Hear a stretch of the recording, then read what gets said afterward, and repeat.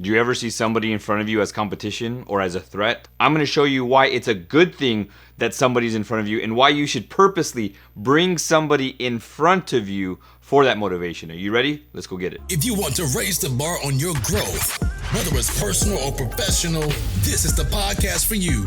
And now, the host, Juan Alvarado. Hey, welcome to another episode of the Relevant Development Podcast. Today, I want your mindset to be around team. And not just any team, but the team that you surround yourself with. My buddy KD did a podcast episode about the world's fastest marathon runner. And he has a team of multiple runners that keep pace with this runner. What happens is this marathon runner will run, and if he starts to lose the pace or to continue this pace for this whole time, about 3 or 4 runners will run in front and next to him and behind him to keep pace moving forward. And because this runner is so dynamic, this group of team of pacers that run next to him and in front of him can only go for a couple miles before they die off and they have to leave because this competitive runner is so fast. He's so good. But if he was to run this race by himself, he could have not broken the record. He needs to keep pace. And so he brings people around him. And so as they break off, a new team comes in with fresh legs and they go and they follow him and surround him. They help keep his pace as he continues to run. Now this team is about 9 to 12 different people, and they take turns throughout the marathon and they just run with him and they push him for every mile that he runs. Are we doing this with our inner circle? Are we doing this with people at work? Are we hiring the right people to surround us or to surround you to keep pace to make sure that you do a great job? Here's the thing. He's going to want to stop. He's going to want to give maybe 90%, but he's got to give 100% every single mile for that marathon. And he's going to want to slow down. And he has those people around him to push him. When we bring people on our team, are you hiring and bringing in your group yes men and women that just say, yes, good job, yep, this is what you're supposed to do, oh, great job, sir, yes, ma'am, this is great idea? Or are you bringing in people that are going to push you? See, we don't need yes men and women around us to just boost our ego. We're going to need people to push us. And then in our own personal life, do we have those people around us that are going to help us keep pace? That's a team. The marathon runner can't do it without the team. My oldest son runs track, and in order to become faster or his fastest races, 2 things happen.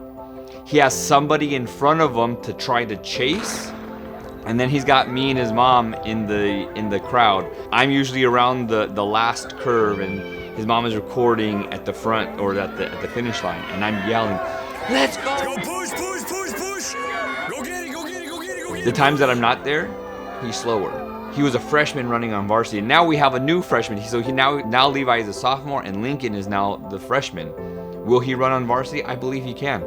And I believe after this football season, Lincoln will have a season off where we're going to train and we're going to be intentional. We're going to bring the right people around him. If you want to become faster, you have to bring the right people around you to push you, to keep pace in front of you. So it's okay if there's somebody in front of you. It's okay to be a number 2. Like Michael Jordan is great because of Scottie Pippen.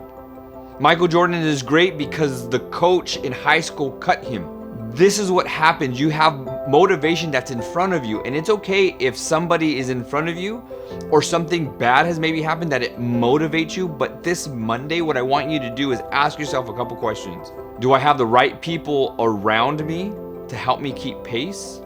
Do I have the right people around me to push me? And when those people are not there or they fall off, do I have the people in line to come around me again to push me? And is there somebody in front of me? And do I look at it as a threat? Or do I look at it as motivation and someone that is helping me push? It's okay that somebody from the other school is in front of my son. Because in track, yes, first place, second place, third place. But what we're doing is we want a PR, a personal record. That's what we want, a personal record. And if that guy in front is better than my son, oh well. Good.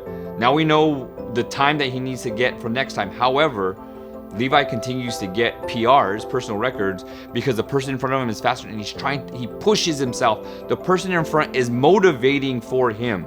It's not a threat, it's motivation. So who do you need around you to motivate you? Or what do you need around you or in front of you to motivate you? Is it a person? Is it a position? Is it pay? What is that dangly carrot that you need in front of you that's gonna help you push? And who's gonna hold you accountable? This week, can we just get the right team around us? In this week, as a team, as a whole, if you're watching this as a team, an admin team or department team, are you pushing each other or are you pointing fingers? Are you coming around each other to help motivate one another? Because if we want to become faster and if we want to become better, we need to have the right people around us. To the left, to the right, and yes, even in front of us. And if there's somebody in front of us, that's okay. Because the person's in front of me, because they're keeping pace, I know what the expectation is in front of me. And now I have to meet and or exceed that expectation. And that's how we get better. 1% better every single day. So this week, how will you and your team become 1% better this week? Thank you so much for joining me today. I hope this motivates you this Monday morning. Continue to move forward and continue to raise that bar. But know that you can't get to the next level if that bar is not raised and you pull yourself up to that next level. But first, you have to raise that bar. Thank you so much for joining me. We'll see you on Wednesday with the next episode.